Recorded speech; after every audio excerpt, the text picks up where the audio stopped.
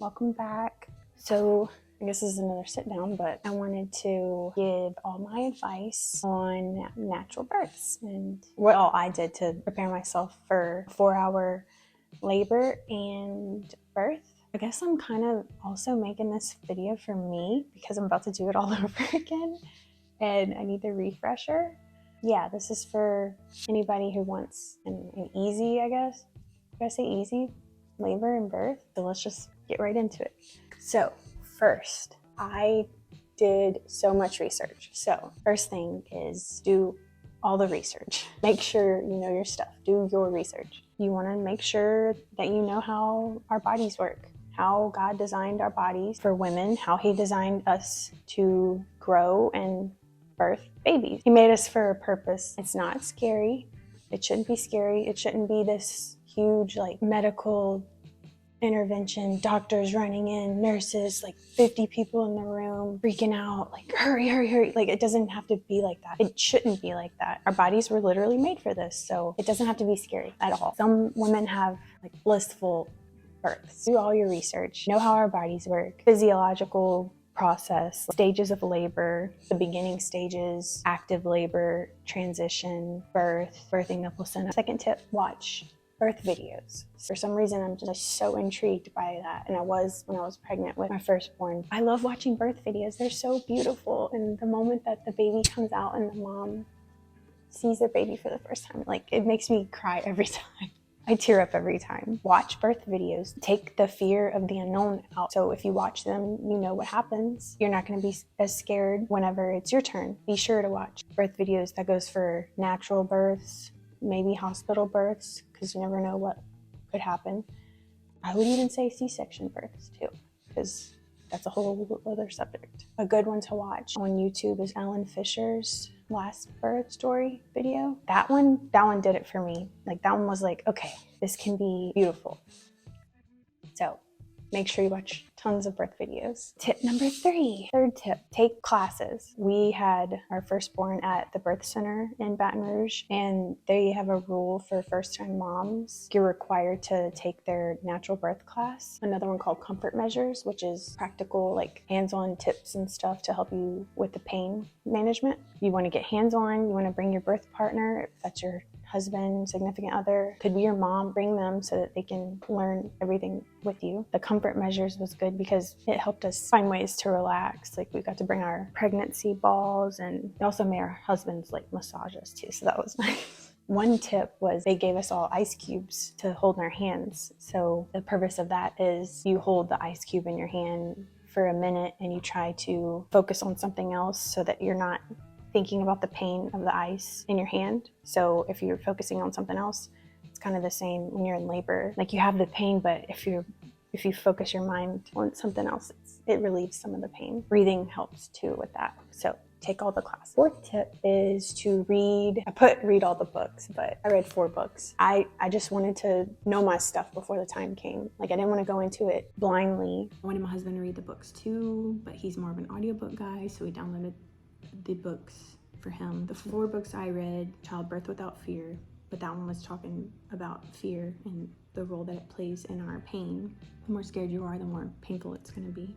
Ina May's book, I think the whole book is just birth stories, so those were good to read about. Birthing from Within, which is birthing from a more spiritual perspective. Natural Childbirth, the Bradley Way, or the Bradley Method, I can't remember.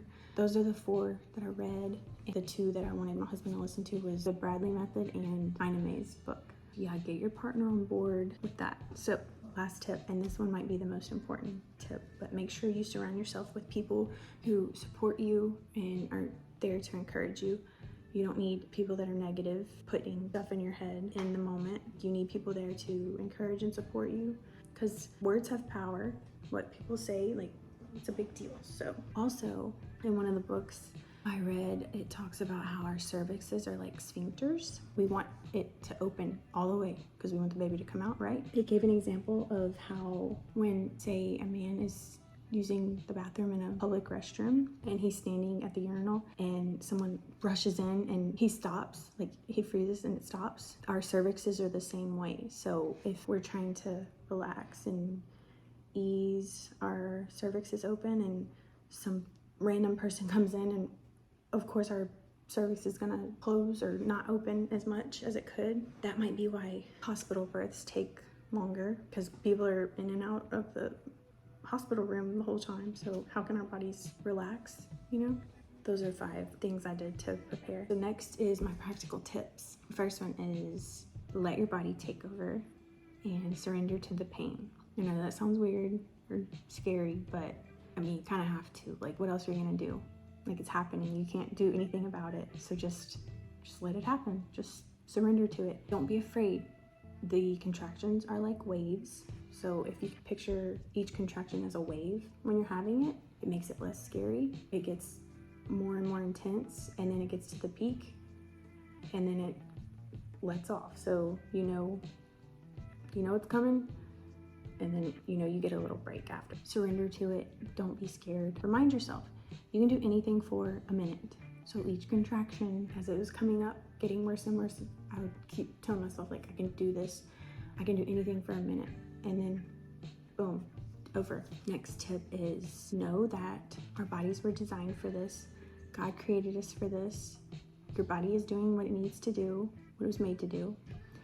And if your body can grow this baby, your body can birth this baby. Unless the umbilical cord is wrapped around their neck and it's not long enough that they can't get down, why would our bodies make something that we couldn't birth, if that makes sense? You were made for it. I know that's kind of taboo to say, but I'm sure there are other cases too where it's different, but that's just what I would tell myself. Like, my body grew this baby and it's gonna birth this baby. So next tip is stay hydrated and stay fed. You need your calories. You're running a marathon.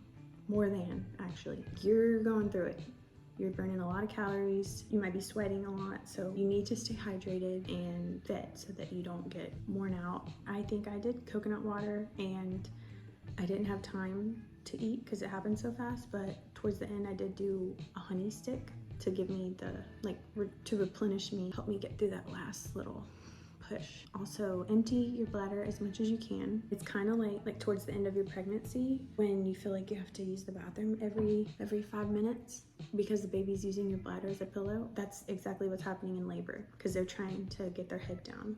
So you need to empty your bladder so that they can get their head down. If not, your bladder's full and it's in the way. Just empty it as much as you can. Plus, you're gonna, like I said, when you're pregnant, like, you feel like you have to go every 5 minutes, you're gonna feel the same way. So, which also goes into the next and last tip: stay moving. Don't stay in one position the whole time. Just get up, move around, do what feels comfortable for you. The different positions help your pelvis open so the head can get down. It also helps alleviate some pain because, I don't know, maybe it distracts you.